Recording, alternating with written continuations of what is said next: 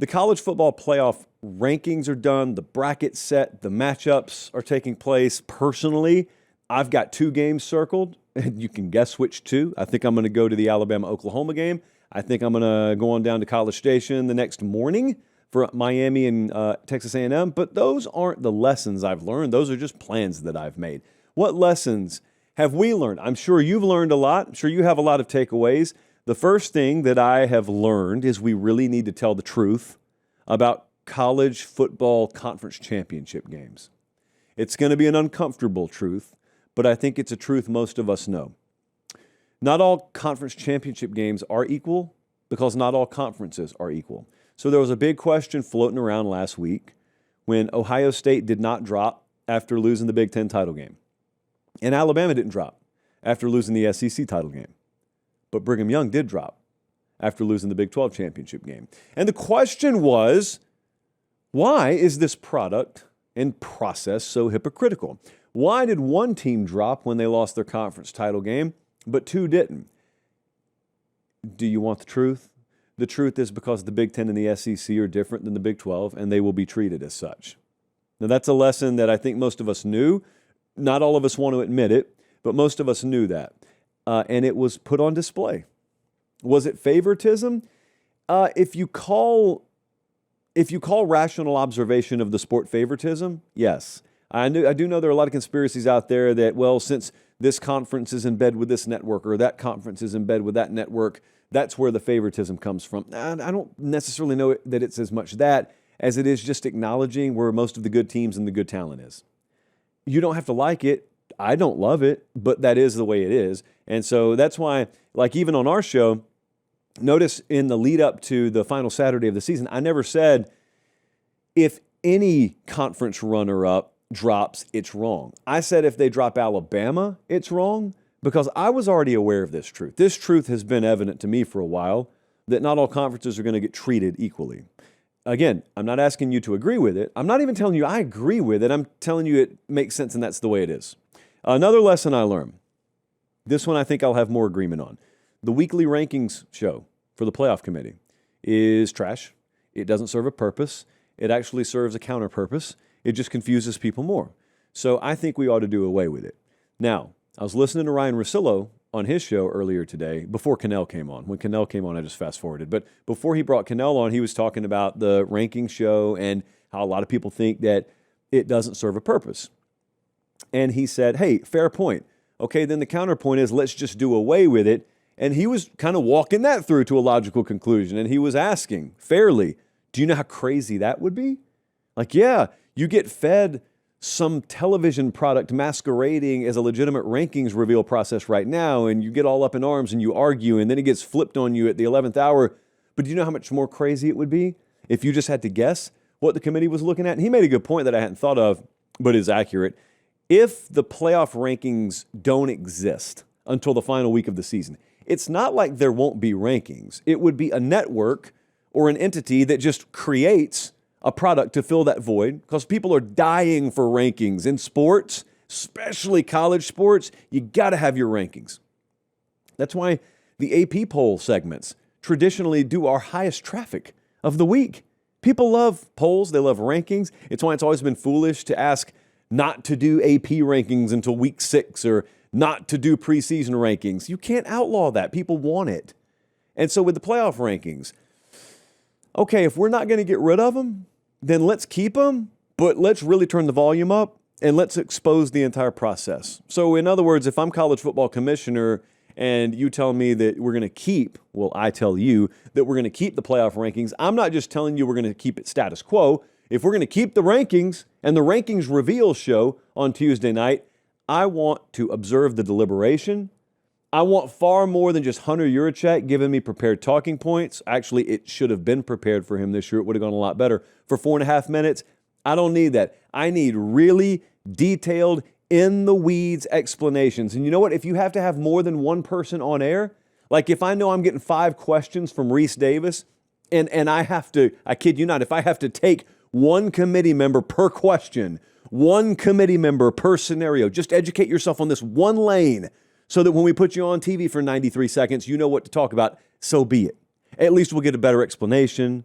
and a better line of thinking than what we have now. The third lesson, very few of these arguments that we just heard over the past few weeks were based in principle. Quick 5-second timeout. Check and make sure you're subscribed to the channel. It keeps it free. We love you. All right, back to the show, which is why I never really dove that deep on them. I had my thoughts, you had your thoughts, but I like to think my thoughts would be applicable independent of the brands, and that is not the case for 98% of people yelling right now. 98% of people yelling right now are yelling because of something happening or not happening to the team they love, which is fine. That's called cheering. That's called fandom. That is not what it was being presented as. A lot of people were arguing on behalf of Notre Dame, and they were arguing to basically look past a head-to-head result that I know full well they would have been using as Exhibit A had they beaten Miami, and their argument was Miami's and Miami's was Notre Dame's. So you're not standing on principle, you're just rooting for your team, which is fine as long as you admit you're rooting for your team. But no, it wasn't that. Just like with Alabama. Alabama folks said, well, if we lose our conference championship game, we ought not be able to fall. But you know good and well, if you were sitting at number 11 or 12 and you needed someone to fall and it was a conference champion runner-up, then you'd have no problem with them falling. It's happened to you before. Bama fans know that because it's happened to them. It's happened at their benefit before. So there's very little principle in play here. Very few people have guiding principles and value systems that are just bedrocked, and it's what they believe. It's their college football worldview, no matter what. That doesn't really exist. It's fandom. That is a beautiful thing. That's not a bad thing. That's a great thing. Speaking of bedrock, speaking of foundation, that's the foundation of what makes this stuff worth watching because you care about it a whole lot. I care about it a whole lot. We love it.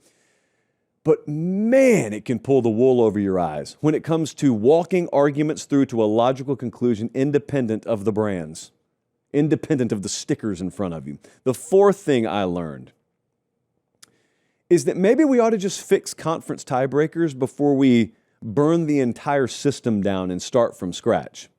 This is a widely held opinion that I've heard. I happen to agree with it. If you don't know what I'm talking about, the ACC was a disaster this year on the field in that very few of their teams were good. But then off the field, administratively, they didn't have their affairs in order and they didn't have their tiebreaker system properly calibrated. And that's how you end up with 7-5 Duke playing for a conference championship. Now, what's the fix, Josh? Very simple fix. Your conference tiebreakers should be, number one, head-to-head results. So if you and I are both 10-2 and we played each other and I beat you, I'm going and you're sitting at home. Well, if we're, I guess it would be what, Jesse, 6-2 in conference or 7-2. I can't remember how many conference games they play. They play 8. Okay, so if you and I are both 6-2 in league play, but I beat you, that's tiebreaker number one. That's the easy one. Everyone does it like that. The second tiebreaker, especially in conferences like the ACC, ought to be college football playoff ranking. If we changed nothing other than that, this mess would have been alleviated. Because if we did that, Miami would have gone to Charlotte to play for an ACC championship. They almost certainly would have won, and they would have been in the playoff as one of the 5 highest-ranked conference champs. What does that do? Well, it puts them in, and it removes one of these G5 teams. And we're looking at it, and all of a sudden, wow, it makes a lot more sense. So much of the noise, 95% of the noise, was turned down. And Notre Dame's still in. Jesse, I think we got room for Alabama still, don't we? We just don't have room for James Madison. So we got like the teams that were all vying for that final spot. We got them all in there. And notice, I didn't have to burn the whole playoff down. All I had to do was have the ACC just wake up one morning and do the right thing with their tiebreaker system. I don't know if we're going to see that happen. My guess is we're going to see that happen. I have heard from many a person who has knowledge of that we're going to see it happen.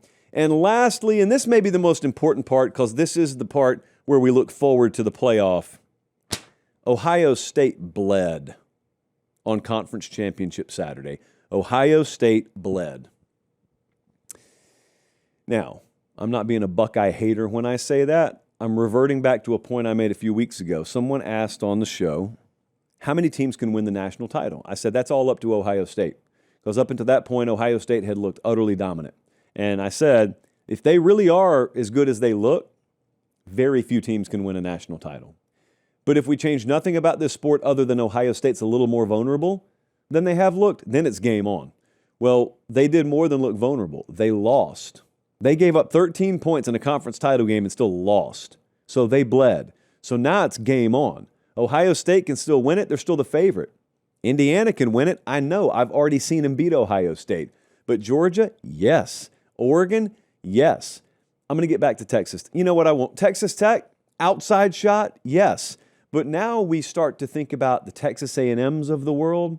Bama, I still have a real hard time seeing. Ironically, I picked them to win the national title, and they're the team in that group I feel the least confident in. But even with Alabama, if you walk it through, if they just come out against Oklahoma and Jam Miller's back and Josh Cuevas is back, they're just a little bit healthier. The pass game clicks a little bit more, offensive line a little bit more crisp. I mean, Alabama, like people have forgotten about that run they went on because they faltered down the stretch. Well, maybe they get right or maybe they don't. The point is, if they do, Alabama at their best could be in that mix.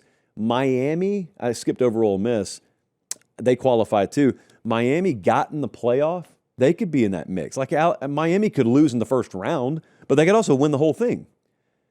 Just because Ohio State bled a little bit, it changed my entire worldview on the playoff.